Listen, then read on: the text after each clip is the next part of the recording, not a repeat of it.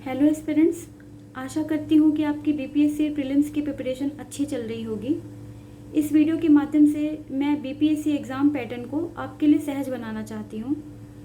जैसा कि हमें पता है कि बीपीएससी एग्ज़ाम 3 स्टेजेस का एग्ज़ाम है, जिसमें प्रीलिम्स, मेंस और इंटरव्यू होता है। प्रीलिम्स जो होता है वो 150 मार्क्स का होता है, इसमें 1/3 माइनस मार्किंग है और GS1 का ही बस पेपर होता है। CSET का कोई अलग से पेपर नहीं होता है और GS1 में ही 10 क्वेश्चंस जो होते हैं वो मैथ्स रीजनिंग के होते हैं। इसमें 2 आवर्स का ड्यूरेशन होता है। इसके बाद मेंस का एग्ज़ाम होता है, इसमें 900 मार्क्स का एग्ज़ाम टोटल होता है।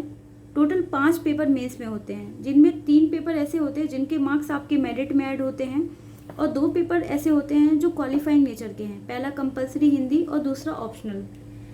फिर इसके बाद इंटरव्यू होता है जो 120 मार्क्स का होता है। अभी हम मेंस के पैटर्न को डिटेल में समझेंगे। पहला पेपर जनरल हिंदी का होता है, 100 मार्क्स का पेपर होता है। कन्वेंशनल पेपर होता है, इसमें आपको लिखना पड़ता है, 3 आवर्स का पेपर है। इसके बाद GS1 का पेपर होता है 300 मार्क्स का, इसके मार्क्स आपके मेरिट में ऐड होते हैं। GS2 होता है 300 मार्क्स का और ऐसे का पेपर होता है 300 मार्क्स का।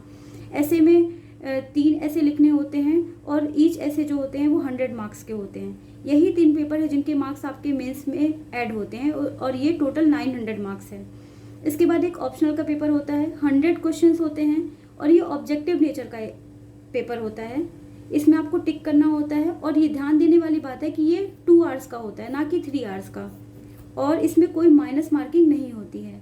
Thank you so much. Hope for the best, wish you all the best for your preparation. Thank you.